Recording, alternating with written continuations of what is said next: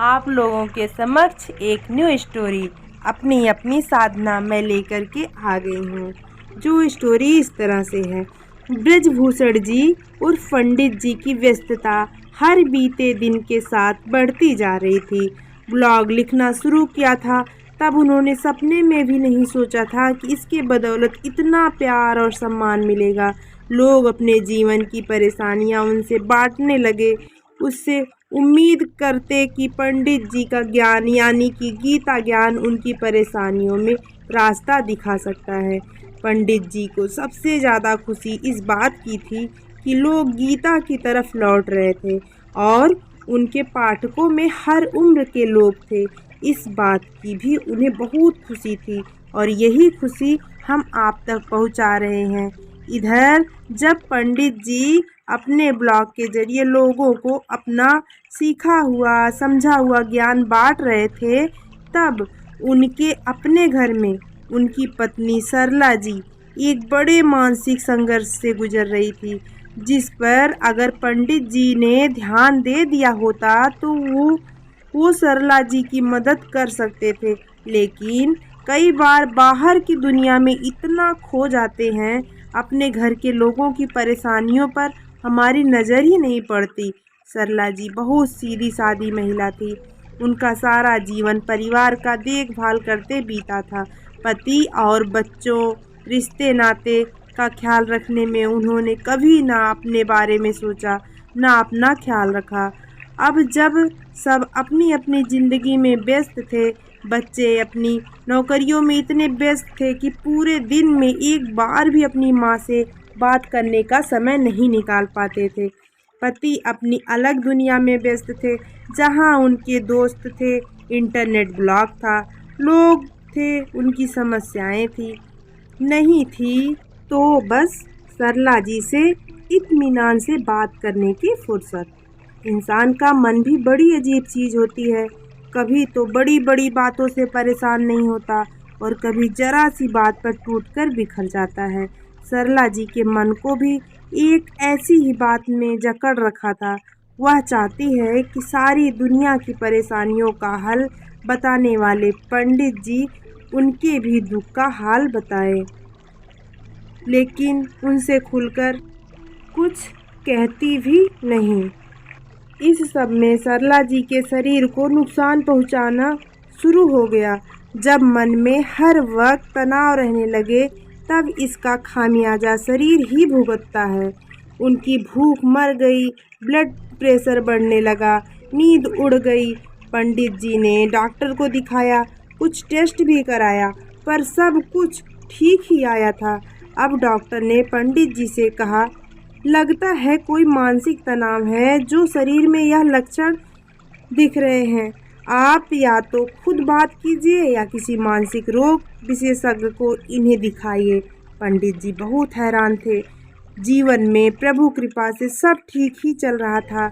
ऐसी कोई बात तो उनकी जानकारी में नहीं थी जो सरला जी को इस हद तक परेशान करती कि वे बीमार रहने लगे। उन्होंने मन में सोचा कि घर जाकर वह खुद ही सरला जी से बात करेंगी। क्या सच में कोई तनाव है जो इस हद तक बढ़ गया है? उन्हें खबर तक ना लगी। घर जाकर उन्होंने सबसे पहले काम किया, सरला जी का हाथ पकड़कर उन्हें बिठाया और बड़े स्नेह से पूछा, क्या तुम्हें कोई दुख है सरला? किसी की कोई बात क्या तुम्हारे दिल को लगी है? मेरा कोई व्यवहार तुम्हें बुरा लगा या कुछ भी ऐसा हुआ है जिसने तुम्हें परेशान किया है? पता नहीं पति के स्नेह भरे शब्दों का असर था या उनकी आंखों में अपने प्रति झलकती चिंता को देखकर सरला जी के मन का बांध जैसे टूट गया। उनकी आंखों में जो आंसू निकलने शुरू हुए तो लगा आज पूरे घर को डुबा कर ही रुकेंगे। पंडित जी ने सरला जी को रोका नहीं, रोने दिया, लेकिन मन ही मन उन्हें खुद पर बहुत गुस्सा भी आया कि सारी जिंदगी उनके साथ हर सुख दुख में खड़ी रहने वाली, उनकी हंसी हंसने वाली, उनके आंसू रोने वाली पत्नी जाने किस कष्ट में है और उन्हें पता तक नहीं चला। इससे बड़ी शर्म की बात क्या होगी कि अनजान लोगों को उनके दुखों का हल बताने वाले पंडित जी को अपनी पत्नी के दुख की भनक तक नहीं है। खूब रोकर जब सरला जी शांत हुई तब पंडित जी ने फिर से पूछा कि आपके आंसुओं की वजह क्या है। तब बड़े संकोच के साथ सरला जी ने कहा, मुझे लगता है कि मेरा जीवन व्यर्थ ही गया। ना मैंने ऐसा कुछ किया कि इंसान मुझे याद रखे और ना ही कुछ ऐसा कि भगवान मुझे प्रेम करे। ना कोई पूजा पाठ, ना दान धर्म, ना किसी की मदद, ना कोई भलाई की। मनुष्य जन्म लेकर भी बेकार ही जाने दिया। मुझे लगता है बेकार जीवन किसी ने नहीं जिया। मेरी प्यारी सरला, मुझे दुख है कि तुम ऐसा सोचती हो। तुम्हें लगता है कि तुमने जीवन जीवन व्यर्थ जिया। अगर ऐसा है तो इस धरती पर सभी का जीवन व्यर्थ है। तुम नहीं जानती कि तुमने कितना सेल्फलेस जीवन जिया है। याद करो वह दिन जब तुम मेरे जीवन में आई थी। कितनी छोटी उम्र थी तुम्हारी ना, लेकिन तुमने कितने आत्मविश्वास के साथ एक नए जीवन को अपना लिया था। अपने स्वभाव और सेवा भाव से तुमने कितनी जल्दी मेरे परिवार के हर सदस्य का दिल जीत लिया था। तुमने हमेशा दूसरों के सुख की फिक्र की, दूसरों की खुशी में खुश हुई और कभी अपने प्रेम के बदले कुछ नहीं चाहा। तुम्हारी बदौलत है सरला कि आज मैं और मेरे बच्चे एक अच्छी ज़िंदगी जी रहे हैं। यह सब तुम्हारी मौन साधना का फल है। लोगों को गीता का ज्ञान मैं देता हूँ, लेकिन सही मायने में गीता ज्ञान को तुमने जिया है। मुश्किल से मुश्किल वक्त में भी तुम्हारा धैर्य नहीं डिगा। सुख में तुम इतना ही नहीं और यहाँ तो गीता सिखाती है। मैं तुम्हें गीता का एक श्लोक सुनाता हूँ। यस्मन्नो द्विजते लोको लोकान्यद्विजते चायः हर्षामर्ष भयोर दे गहरे मुक्तो यह साचा में प्रिया। जानती हो सरला, यह श्लोक गीता के 12वें अध्याय में है और इसमें भगवान श्री कृष्ण अर्जुन से कह रहे हैं कि अर्जुन, जिससे किसी को कष्ट नहीं पहुंचता तथा जो अन्य किसी के द्वारा विचलित नहीं होता, जो सुख दुख में, भय तथा चिंता में संभाव रहता है, वह मुझे अत्यंत प्रिय है। हम सबको लगता है कि इस दुनिया में आकर उसी का जीवन सफल हुआ जिसने खूब सारा धन कमाया या खूब मान सम्मान कमाया, जिसके पास बहुत सुख सुविधाएं हैं या जिसे लाखों करोड़ों लोग जानते हैं। हम सोचते हैं कि ईश्वर को वही भक्त याद रहता है जो बहुत सारा दान करता है या रोज़ व्रत उपवास रखता है या नंगे पैर मीलों दूर की तीर्थ यात्राएं करता है।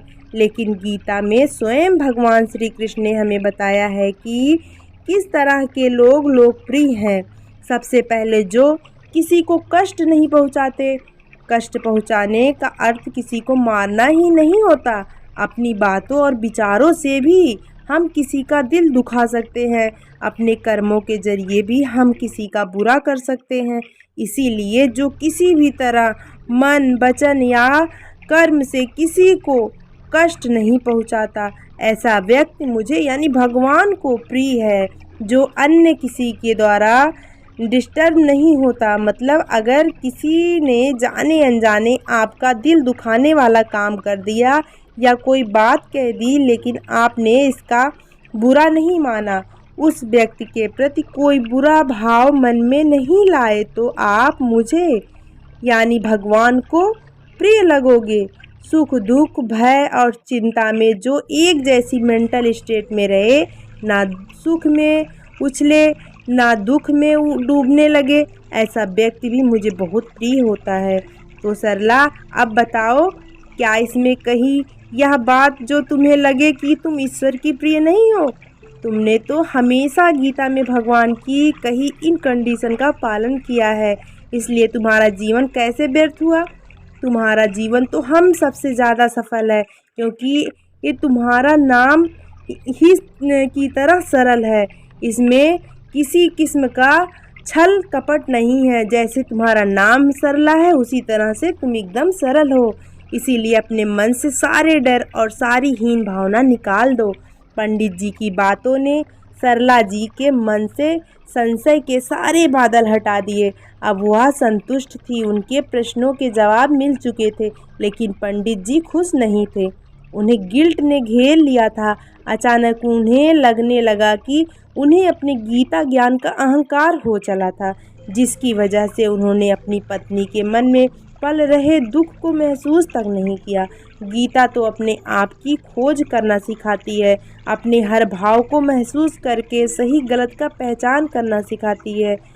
जी से जिससे इतनी बड़ी गलती कैसे होती रही, उनके अस्तित्व का आधा हिस्सा है, उनके जीवन संगिनी है।